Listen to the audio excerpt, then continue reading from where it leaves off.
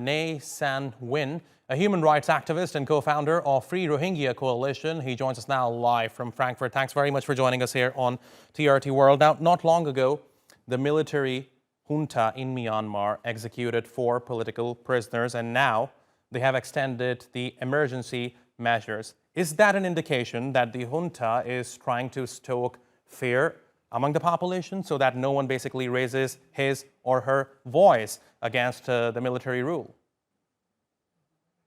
Well, despite this execution of the 4 pro-democracy activists, 2 of them are very prominent.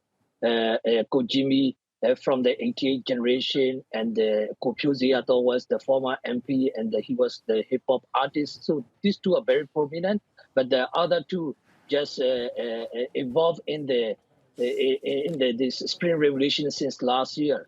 So despite this execution, the people, especially yesterday, they took the oath that they will fight until they win. So even this military junta tried to fail the fear among those opposing the military coup. They didn't succeed.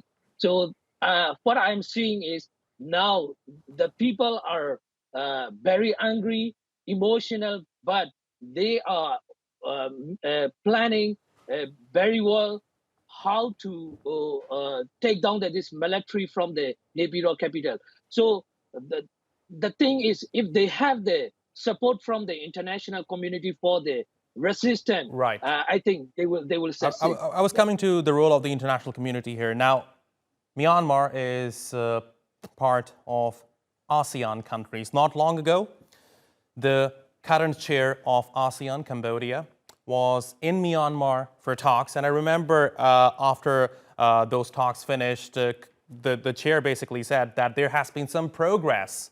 But what progress was he talking about? I mean, right after the talks ended, Myanmar executed 4 political prisoners. And now, as we mentioned earlier, they have extended emergency measures. So is it a fair assessment that the role of ASEAN in particular has largely been ineffective? Well, since last year, April, they have been trying to implement this point consensus plan, but there was no progress at all. Just 2 days ago, we had the online event that was attended by the Malaysian foreign minister. He shared his opinion frankly. They will push this military junta in the upcoming ASEAN summit in November, but the junta is not going to implement anything. They are just pulling the time. So ASEAN need to realize that this soft approach will not work. Even they are sending the special envoy to Myanmar and trying to meet with this civilian leader Aung San Suu Kyi. But this is not going to work.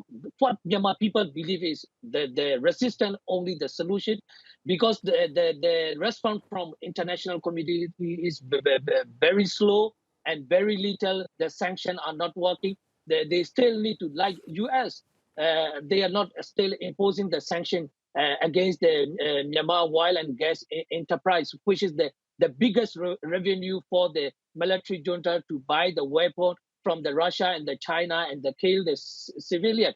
And also the US freeze the $1 billion Federal Reserve that need to be released and support for the resistance movement. This way, I think the people will gain back their power. Otherwise, I don't think that the pressure from the international community, with this pressure, the junta will not give up the power they are controlling now. All right, Nay San Lwin, thank you very much for talking to us here on TRT World.